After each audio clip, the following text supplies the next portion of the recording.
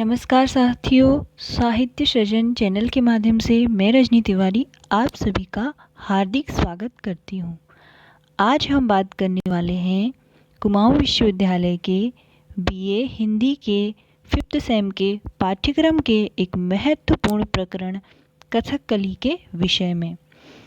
जो लोक साहित्य में हमारा जो लोक नाट्य नामक प्रकरण है उसी का एक भाग है कथकली। कथकली जैसा कि इस चित्र के माध्यम से आप देख रहे हैं लोक नाट्य का एक स्वरूप है। आज हम इसके विषय में विस्तार से समझेंगे। कथकली अथवा कथाकली भारतवर्ष के केरल राज्य का प्रसिद्ध लोक नाट्य है जिसका अर्थ है संगीत युक्त कथा, अर्थात एक ऐसी कथा जो संगीत में बधी हुई है। कथकली के रूप में केरल से ही भारतीय नाट्य की एक महत्वपूर्ण शैली का प्रादुर्भाव हुआ, यानी इसका प्रारंभ केरल से हुआ। यह एक ऐसा नाट्य है जिसमें लोक की अभिव्यक्ति के साथ साथ शास्त्रीयता भी विद्यमान रहती है, अर्थात लोक नाट्य की जो शैली है कथकली यह पूर्णतः क्लासिकल है। कथकली की प्राचीनता के संदर्भ में डॉक्टर श्याम परमार का मत है, यों तो कथकली की प्राचीनता निसंदेह मान्य है, तथापि 18वीं शताब्दी के लगभग इसका विकास हुआ है। यानी एक ध्यान देने वाली बात इसमें यह है कि इसका विकास 18वीं शताब्दी में हुआ है।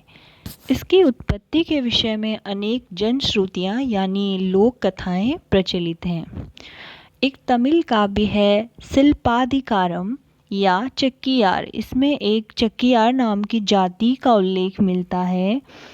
उसके समय में प्रचलित कुट्टी आट्टम से कथाकली का संबंध जोड़ा जाता है।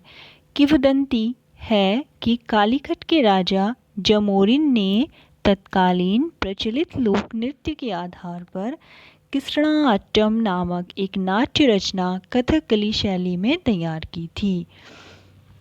यहाँ पर किंवदंती एक शब्द आया है जिसका अर्थ होता है लोगों के मुंह से चली आ रही बातें, यानी जो दंत कथाएं टाइप की होती हैं जो मौखिक रूप से परंपरागत रूप से आगे बढ़ती हैं। परिणामतः एक पड़ोसी राजा ने नंबूदरी ब्राह्मणों की सहायता से रामअट्टम तैयार किया। दक्षिण राज्यों की लोकपरक नाट्य विधाओं में प्रमुख पात्रों का रंगमंच पर प्रवेश विशिष्टता लिए होता है।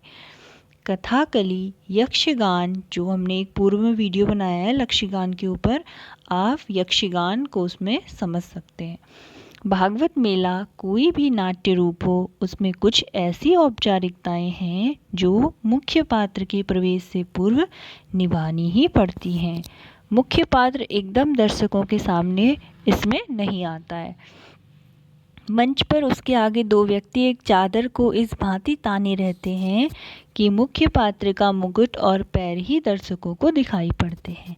पर्दा पकड़ने वाले व्यक्ति कुछ पल चादर में कंपन पैदा करते हैं और मुख्य पात्र पैरों के घुंघरू बजाता है। वाद्य यंत्र बजने लगते हैं और संपूर्ण वातावरण में रोमांच सा पैदा हो जाता है और पर्दा हटते ही मुख्य पात्र नृत्य करता हुआ उपस्थित होता है। मतलब इस तरह जो मुख्य पात्र होगा, जो अभिनय करेगा, जो उसका मंचन एकदम से खुलेपन के साथ नहीं होता है, एक पर्दे में वह बना रहता है और धीरे धीरे दर्शकों के प्रति एक रोमांच को जगाकर वह सम्मुख आता है। पृष्ठ या पार्श्व में कथा पाठ होता है, पर्दे के पीछे से कथा पाठ होता है और मंच पर पात्र अपनी मुख मुद्राओं और अभिनय के द्वारा नाटकीय ढंग से उन्हें प्रस्तुत कर देता है। अब कथकली जो लोक नाट्य है इसकी कुछ विशेषताएं हैं जिन्हें हम समझेंगे। कथकली के कथानक का आधार लंबी रचनाओं में से चुने हुए सुंदर अंश होते हैं, यानी इसमें जो भी कथाएं पुराणों शास्त्रों से ली जाती हैं उनमें कुछ छोटी छोटी कथाओं को चुन लिया जाता है जिसे अभिनय, नृत्य और शास्त्रीयता की पारंगत रूप के द्वारा अभिनय के माध्यम से अभिव्यक्त किया जाता है और पद्य के माध्यम से वे होती हैं। साधारण ऊंचे मंच पर पर्दे की व्यवस्था करके यह नाट्य अभिनीत किए जा सकते हैं। पात्रों द्वारा कथानुरूप विभिन्न मुखौटे लगाए जाते हैं, जैसा कि आपने ऊपर चित्र में भी देखा, और उसके बाद रूप सज्जा की जाती है और जो वेशभूषा होती है वह सामान्यतः भड़कीली होती है और बहुत सारे रंगों से युक्त होती है।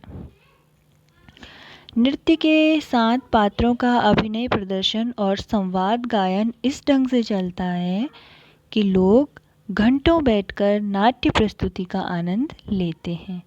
कोई भी पात्र क्यों न हो, वह पद्य के माध्यम से ही अपनी अभिव्यक्ति देता है।